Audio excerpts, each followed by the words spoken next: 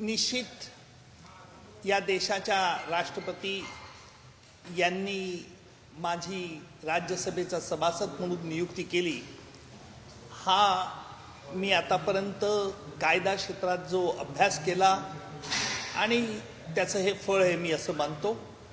परंतु हे फळाच्या रूपात येण्याकरता मला काल पंतप्रधान मोदीजींनी 8:44 फोन केला आणि पहिला प्रश्न त्यांनी मला मराठीत जो विचारला, उज्ज्वलजी मी मराठीत बोलू का हिंदीत बोलू? मी हसलो, त्याच्यावर ते खळखळून हसले। त्यांना उत्तर देताना मी सांगितलं की मोदी साहेब, आपलं दोन्ही भाषेवरती प्रभुत्व आहे, आपण कोणत्याही भाषेत माझ्याशी संभाषण करू शकता। मोदीजींनी माझ्याशी मराठीत संभाषण केलं आणि उत्कृष्टपणे त्यांनी मला सांगितलं, आता isakal.com आहे देशातील नंबर 1 ची मराठी न्यूज वेबसाईट। प्रत्येक अपडेटसाठी isakal.com ला नक्की भेट द्या।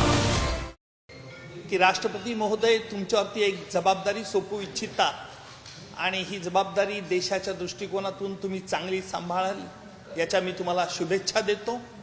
आणि मी देखील देशाचे पंतप्रधान मोदीजी, त्याचप्रमाणे भारतीय जनता पक्षाने ज्यावेळेला मला निवडणुकीसाठी उभं केलं होतं त्यावेळेला पक्षाचे अध्यक्ष JD नड्डा, महाराष्ट्राचे मुख्यमंत्री श्री देवेंद्रजी फडणवीस आणि तमाम भाजप पक्षाने जो माझ्यावरती लोकसभेच्या निवडणुकीत जो विश्वास प्रकट केला होता त्याला मी तो यावेळेला देखील सार्थ करून दाखवेन। अर्थात राष्ट्रपतींचा तर्फे नियुक्त सभासद असल्याने माझ्यावरती मोठी जबाबदारी असणार आहे। त्यामुळे कायद्याचा अभ्यास, कायद्याचं विश्लेषण, या देशाच्या ऐक्याकरता, देशातील लोकशाही, आमचं संविधान हे कशा रीतीने प्रबळ राहील याची काळजी घेण्याकरता मी माझ्या बुद्धीच्या कृतीप्रमाणे मी निश्चित प्रयत्न करेल असं मी आपल्या करतो। कारण महाराष्ट्रातून फक्त माझी एकट्याचीच नियुक्ती राष्ट्रपती महोदयांनी केलं, त्यामुळे मी राष्ट्रपती महोदयांचे देखील व्यक्तिशः आभारी आहे। आणि निश्चित मला कल्पना आहे की ही जबाबदारी जरी मोठी असली तरी आपल्या सगळ्यांचे, महाराष्ट्रातील मराठी जनतेचे, इतर भाषिकांचे, सगळ्यांचे शुभाशीर्वाद मला मिळतील यात मला शंका नाही।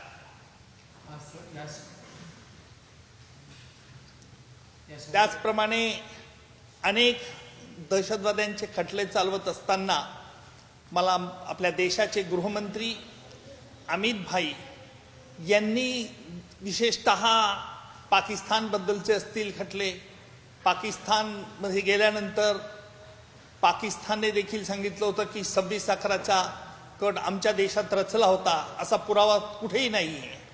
त्याला उत्तर देताना आम्ही डेव्हिड हेडलीची साक्ष घेतली आणि डेव्हिड हेडलीची साक्ष घेण्याकरता या देशाचे गृहमंत्री अमित भाई आणि महाराष्ट्राचे तत्कालीन त्यावेळचे मुख्यमंत्री देखील देवेंद्रजी, सध्याचे मुख्यमंत्री, यांनी देखील अथक परिश्रम करून ही डेव्हिड हेडलीची साक्ष मी घेऊ शकलो, जेणेकरून पाकिस्तानचा बुरखा आम्ही फाडू शकलो।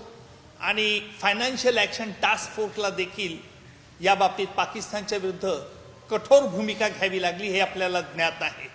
त्यामुळे आपल्या सगळ्यांचे शुभेच्छा ह्या माझ्या पाठीशी राहतील यात मला शंका नाही। आपल्याला एक विधायक काम करायचं आहे। हा देश हिमालयापासून कन्याकुमारीपर्यंत एकसंघ कसा आहे हे दाखवायचं आहे आणि त्या दृष्टिकोनातून सगळ्यांचे शुभेच्छा मला लागतील यात शंका नाही।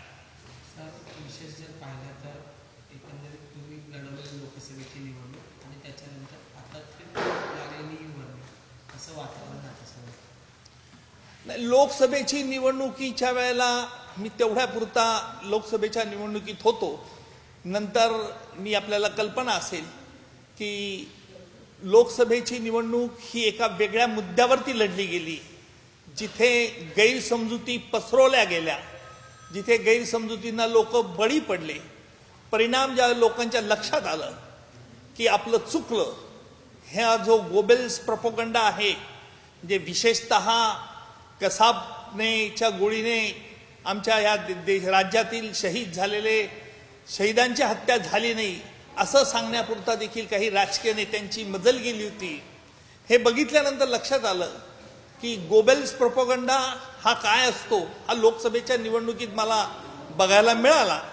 परंतु तो गोबेल्सचा प्रोपगंडा देखील उघडं पाडलं असेल तर जनतेने विधानसभेत दाखवून दिलं. आमची जनता ही साक्षर आहे हे काही राजकीय शक्ती विसरतात, त्यांनी तसं विसरू नये एवढंच माझं नम्र सूचना आहे. आता सध्या तुमच्याकडे जे आहे ते संतोष देशमुख प्रकरणातल्या केसेस आहेत, सोबतच अनेक केसेस आहेत. मग त्याचं नियोजन कसं असतं आणि तुमचं पुढचं नियोजन? याचा मी अभ्यास करेल. मी राष्ट्रपती नियुक्त राज्यसभेवरती असल्याने विशेषतः कुठल्याही राजकीय पक्षाला असं समोर मी नाही, त्याच्यामुळे या संदर्भात मी अभ्यास करेल. मला किती काम आहे, त्याचा आवाका काय आहे राज्यसभेत याची आज कल्पना असल्याने मी आज या बाबतीत कोणताही निर्णय घेतलेला नाही. सर, कॅबिनेट मंत्री दत्तात्रय भरणे असं म्हणतात की लाडक्या बहिणीमुळे निधी येण्यास विलंब होतो, या संदर्भात काय दत्तात्रय भरणे नाही वो ते इशू नहीं लेते हैं, एक मेजर इशू मराठी डाक. ओके सर, सबसे पहले ढेरों शुभकामनाएं आपको. बहुत बड़ी जिम्मेदारी आपको मिली है, क्या कुछ कहेंगे, किसको श्रेय देंगे, बताइए प्लीज. सबसे तो पहले मैं हमारी महाराष्ट्र की जनता, हमारी देश की जनता जो चाहती थी कि मेरा लोकसभा में डिफीट होना, जिनको तकलीफ दुख हुआ था, उस तकलीफ और दुख को आज हमारी राष्ट्रपति महोदया ने और प्रधानमंत्री जो पहले बार हमारे मोदी जी साहब पहली बार हमें मिले थे लोकसभा के कैंपेन में, तब उन्होंने जो विश्वास मेरे कंधे पर हाथ रख के बताया था, जताया था, उससे बहुत मैं भावुक हुआ था. और जैसे ही कल उनका मुझे टेलीफोन आया, 8 बजे 44 मिनट्स पे टेलीफोन आया था और हमारे प्रधानमंत्री ने मुझे कहा, उन्होंने पहली बात तो ये कही कि उज्जवल जी मैं मराठी में कहूँ क्या हिंदी में बोलूँ. मैं थोड़ा हंसने लगा और फिर वो जोर से हंसे, फिर बोले. मैंने उनको कहा कि आप तो दोनों भाषा अच्छी तरह से जानते हैं. तो उन्होंने मुझे मराठी में पहले बात की और उन्होंने कहा, उज्जवल जी राष्ट्रपति महोदय आप पर एक जिम्मेदारी सौंपना चाहते हैं, क्या आप जिम्मेदारी ले सकते हैं.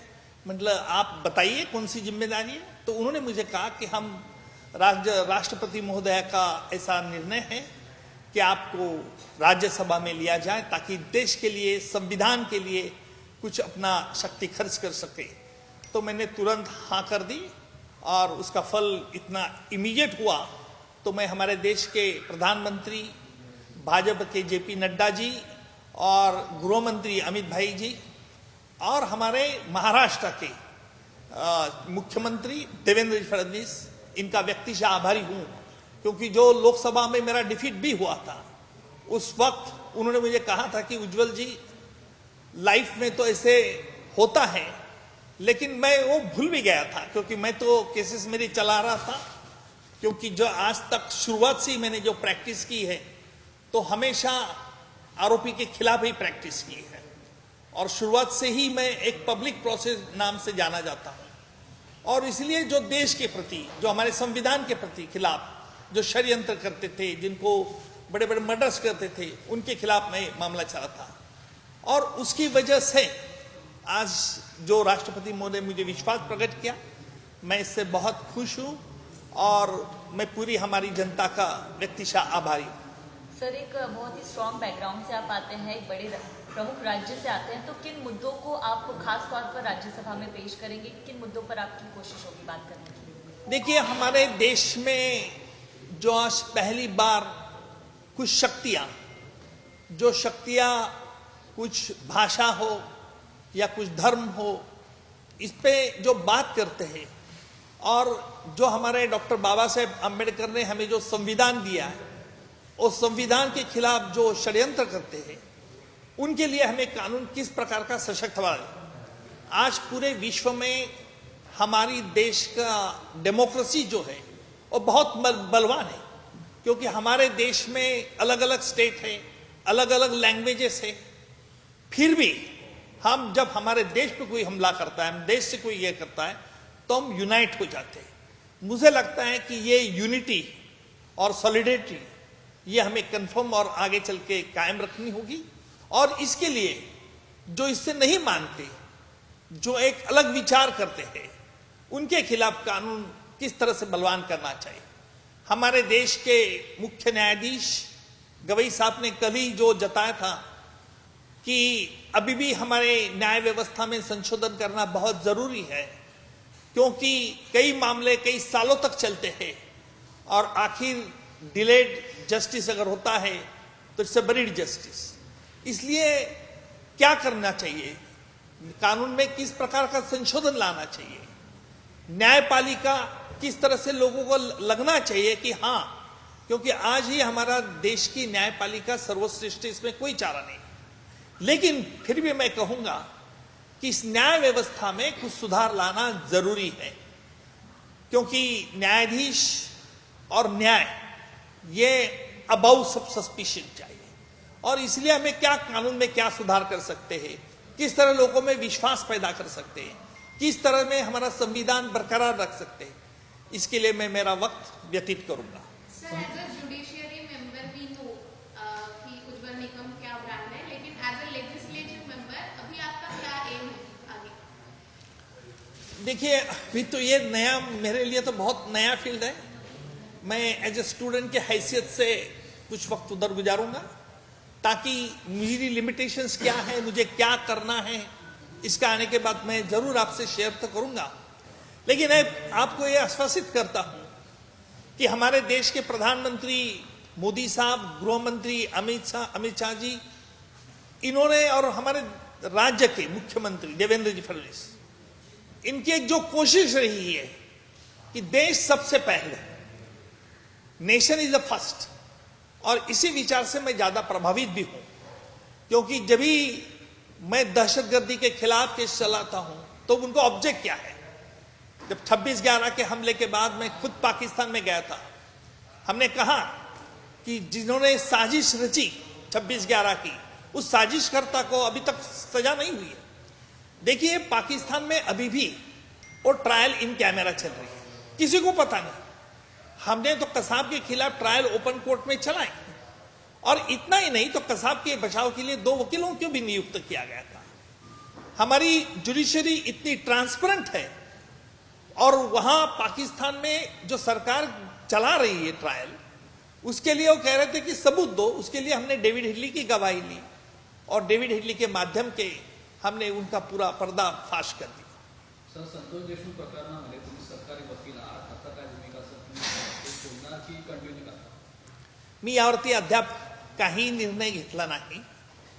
मला किती वेळ मिळेल, राज्यसभेचं काम काय असतं आणि किती माझा तिथे वेळ व्यतीत होईल, माझ्यामुळे कुठलाही खटल्याला विलंब लागू नये याची दक्षता मी मात्र घेईल, आणि मग त्यानुसार मी त्याच्यावरती निर्णय घेईन।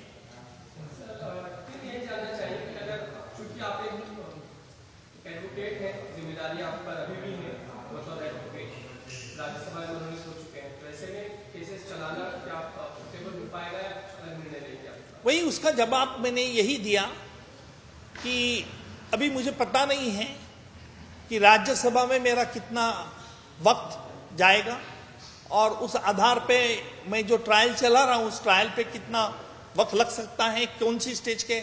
कुछ मेरे ट्रायल तो अभी आर्गुमेंट के स्टेज को है, तो सिर्फ आर्गुमेंट ही बाकी है, तो कुछ ट्रायल में एविडेंस लाना है, तो इसलिए मैं जरूर देखूंगा कि अभी तक मैंने इस पर कोई फैसला नहीं किया, क्योंकि आज सुबह ही मुझे पता चला।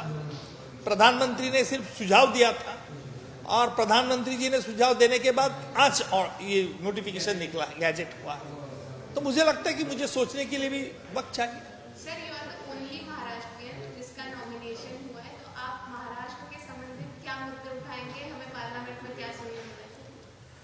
देखिए, महाराष्ट्र के बारे में मैं बहुत सोचने वाला हूं, क्योंकि हमारा एक महाराष्ट्र अभी प्रोग्रेसिव स्टेट है, और हमारे मुख्यमंत्री देवेंद्र जी ने जो जन सुरक्षा बिल लाया है, उस जन सुरक्षा का उद्देश्य जो आज भी मैंने वो पढ़ा बिल, और उस भी आज भी वो जन सुरक्षा बिल का उद्देश्य यही है कि जो डेमोक्रेसी माध्यम को चुनौती देना चाहते जो लोग, जो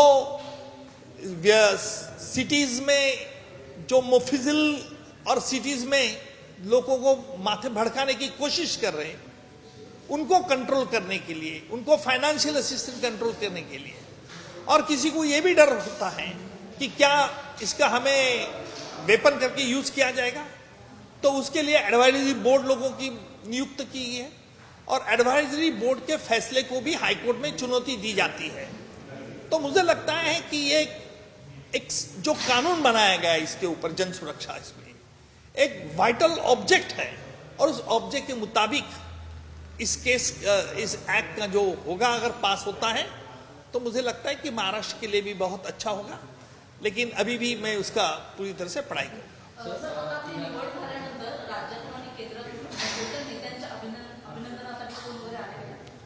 मुख्यमंत्री देवेंद्रजी फडणवीस साहेब यांचा मला फोन आला आणि त्याचबरोबर प्रधानमंत्री त्यांचाही फोन आला, अमित भाईंचाही फोन आला आणि इथील पक्षाच्या विनोद तावडे साहेब त्यांचाही दिल्लीहून फोन आला आणि इथून यांचा पण आला, आपल्या मुंबई प्रदेशचे अध्यक्ष, भाजपचे अध्यक्ष, महाराष्ट्र प्रदेशचे अध्यक्ष रवींद्र चव्हाण साहेब, त्यांचाही मला फोन आला। सर, आता तुम्ही राज्यसभा सदस्य आहात, त्यामुळे सरकारी वकील राहू शकता का? तुम्ही विशेष सरकारी वकील राहू शकता का एखादा राज्यसभेचे सदस्य? याबद्दल नक्की काय म्हणता? मी जजमेंट त्याच्यावरती दिलं ना, काय द्यायचे ते। मैं डिक्टेट करूं? आपकी मी फैमिली पगारी नोकर नाहीये, लक्षात घ्या।